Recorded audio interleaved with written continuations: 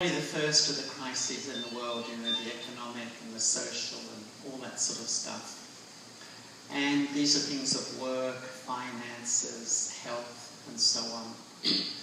And I would say that the first step to remaining stable as the world swirls around me is to know who I am.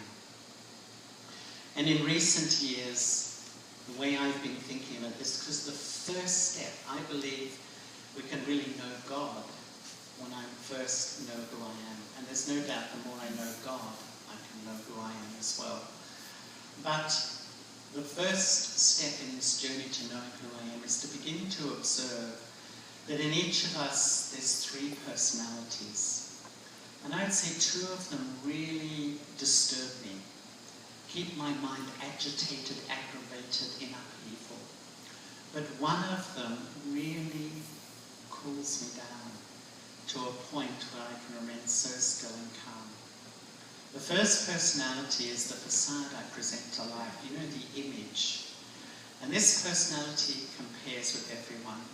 And I call it the eye of arrogance or the eye of superiority.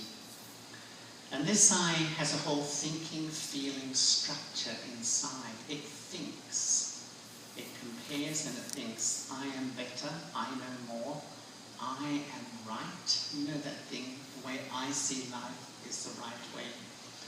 But when it filters into my emotions and feelings, when this personality is ruling my inner world, anything but calm, I feel easily insulted, disrespected, not valued, excluded, sensitive, all these things that disturb my inner world. Many times when we feel those emotions, mostly we project it onto you. The blame game kicks in and I start to project the whole of the inner disturbance, the loss of calm, to you and your behavior and your attitudes. Spiritually, I would say that blame is the ultimate ignorance. When my mind even or my mouth is blaming somebody, I've stepped out of truth, I'm under the illusion, because this sacred space is my responsibility. And I can't really blame anyone else for its state or the quality of my thinking or my peace inside. And so, when the eye of arrogance is ruling, these emotions, the ego accepts sorrow, the ego feels insulted, the ego feels disrespected.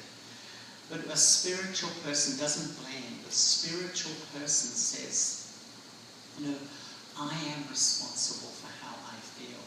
It's actually my sacred space and takes responsibility to bringing me back into my calm center once more.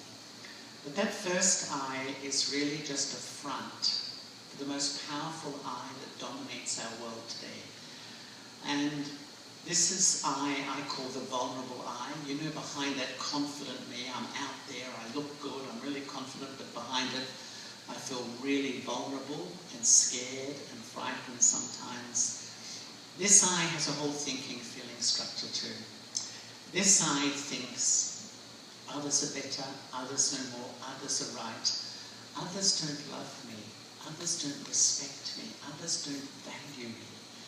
And when it comes into my feelings, when this eye rules my inner system, and this is the dominant eye in our world today, that's when I feel hopeless. The feelings of hopelessness, inadequacy, inferiority, unworthiness. These emotions are so powerful, where I feel really low.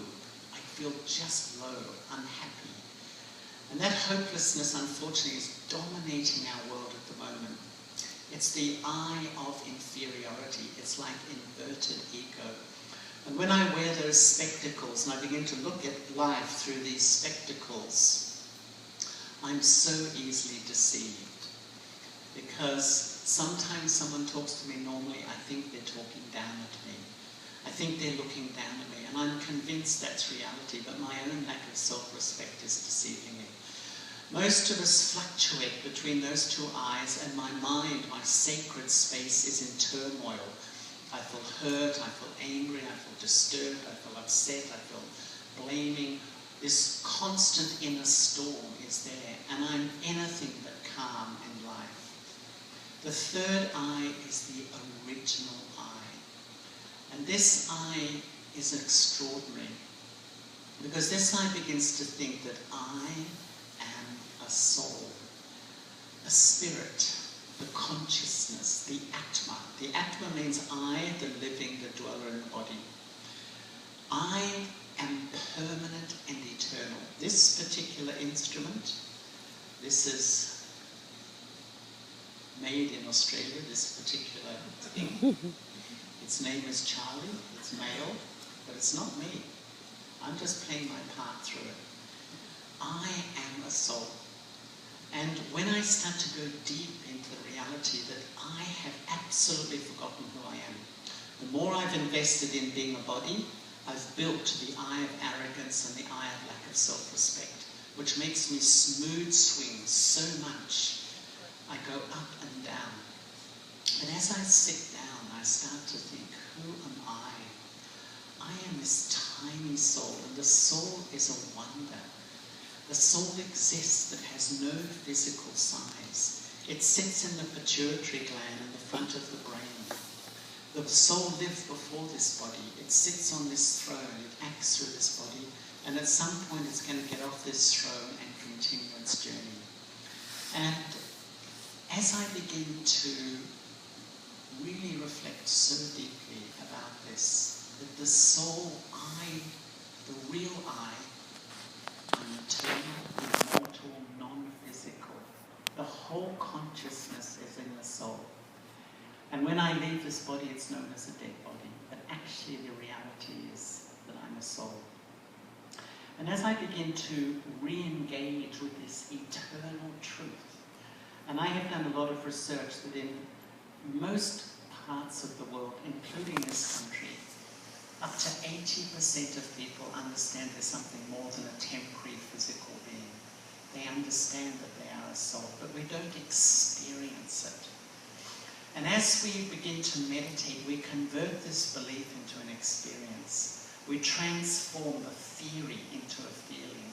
My own experience, I've been doing this, researching it in the laboratory of my mind for 40 years nearly, that the more you learn the art of stepping back from all the labels, I'm a male, I'm a country, I'm a religion, I'm a this, I'm a that, there's a million little labels that divide us. Actually, we're all souls. The soul is not even male or female. We are just souls. And it's the soul that is the child of God. It's actually, this body is the child of some parents, but it's the soul that is really the child of God.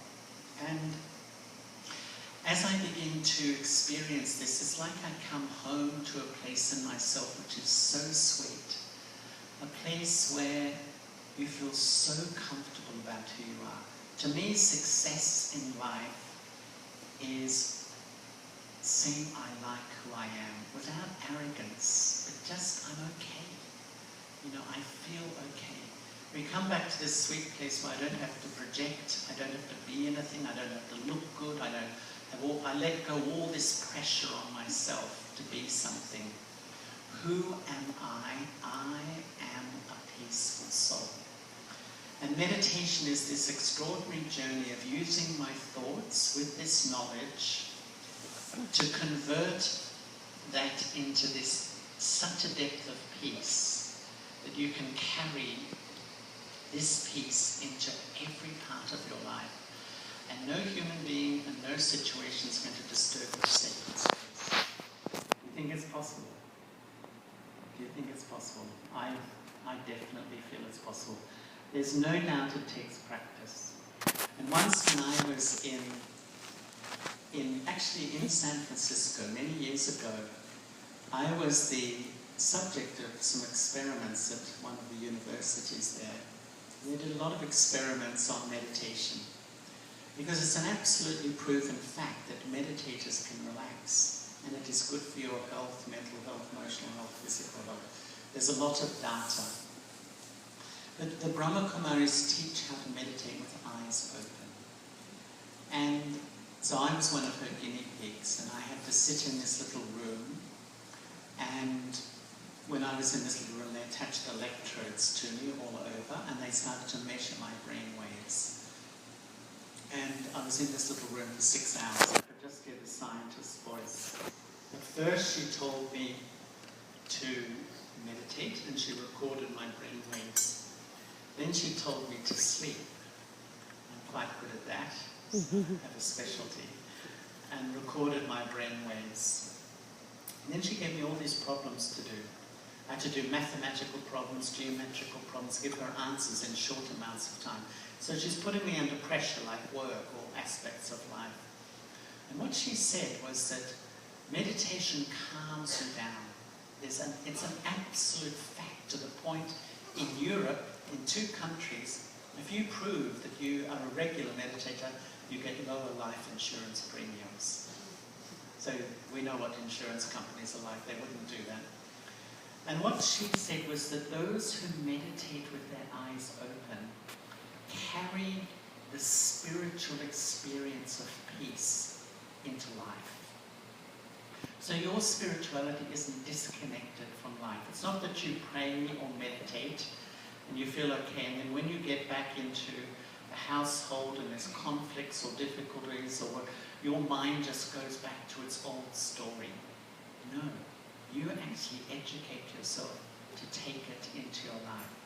So I'd say that the first real step on this journey to really being calm in the state of the world, this crisis, is to deeply research and experience who I am. And I can say from my heart that, when I began to meditate, sometimes it was okay, sometimes it wasn't. As I practiced, I got better and better at it. And as I practiced more, I started to become my nature as I went about life. And I just have watched myself feel calmer and more relaxed. And it's a deep about relationship. As your self-respect improves, life becomes easy. And I think the great gift of spirituality is to take back my self-respect. But we also have emotional crises, right? And I think they're the crises of conflicts, of differences, of rejection, of not feeling loved, of not feeling belonging, of feeling alone. There's 1,000 emotions we feel. And my experience is all over the world, the Brahma Kumaris, we have centres in 140 countries of the world. And when you scratch the surface of almost every human being, there's so many stories about the pain and hurt built around relationships. I've observed myself that when I feel really a lot of love, I feel very easy about myself, very relaxed, and definitely more loving, compassionate, respectful towards others. But when the mind lacks love, it can never rest. I really feel it's love that is the nutrient for the human mind. And the mind is always seeking, searching. It's never calm. It's agitated. It's disturbed. There's something missing in life. We all know we live in this world. We have all these huge houses and big cars, as was said today. And yet we don't have true love, or a quality of love that deeply nurtures who I really am. The subtext of life is that we search for the experience of true love. We invest my heart in our relationships with our families and so on. And yet, there's a huge human dilemma that no relationship is permanent. No relationship is permanent. We give everything. And whether it's change, whether it's conflict, whether it's separation, death, the object of my love goes. And this has built this incredible insecurity inside of us, this deep fear of my loving supports leaving me. And this is where I think spirituality is exploring the one relationship that's permanent. This is the lover of the soul. This is God. But it's not just faith. Faith is okay, but faith can be shaken a lot too. I often feel there's 3 steps: to know God, to have faith in God, but to experience God.